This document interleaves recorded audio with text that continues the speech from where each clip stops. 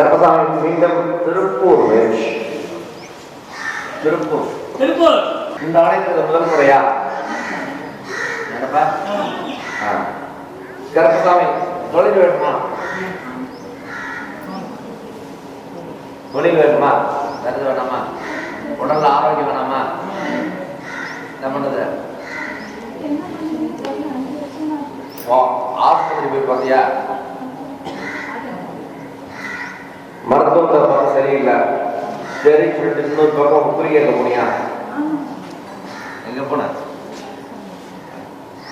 எங்க போய் பார்த்த? ஒரு கப்பல் முடிஞ்சுவா, இன்னொரு பக்கம் குறி கேட்க போனேன். வழக்கத்துக்கு புரியுதா?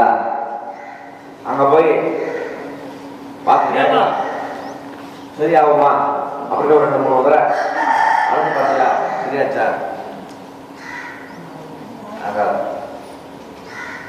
நான் நிம்மதி வேணும்.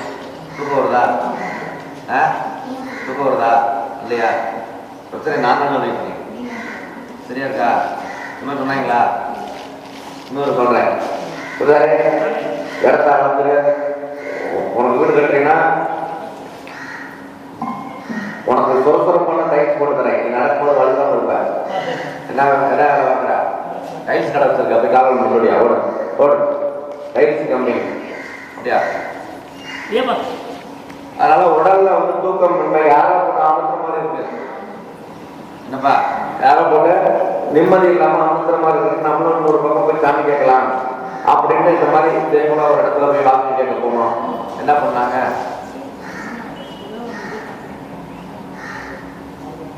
பரிகாரம் முடிஞ்சா? என்னப்பா சொல்.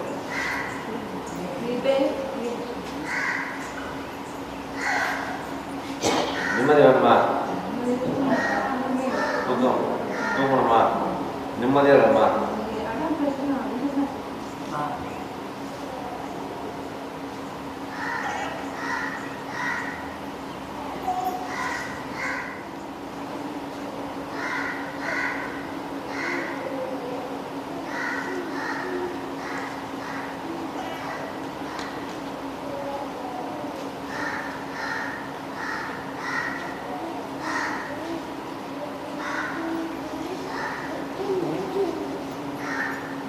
சாப்பிடுதுப்பா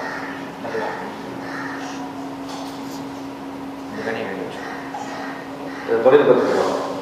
இதை தொழில் பயன்படுத்தி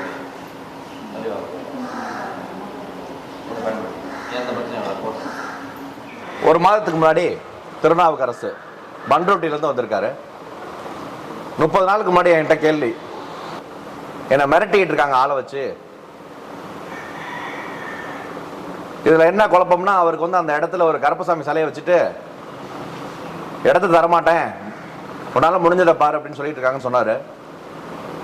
அப்ப 18ஆம் படி கருப்பசாமி அருளோட 30 நாள்ல உன் பிரச்சனை தீர்ந்துரும்னா ரெஜிஸ்டர் ஆயிரும்னு சொல்லி விட்டேன். முடிஞ்சிருச்சா? முடிஞ்சிருச்சு. அதனால அந்த இடம் முடிஞ்சு போச்சான். கருப்பசாமிக்கு நன்றி சொல்ல வந்திருக்காரு. நன்றி.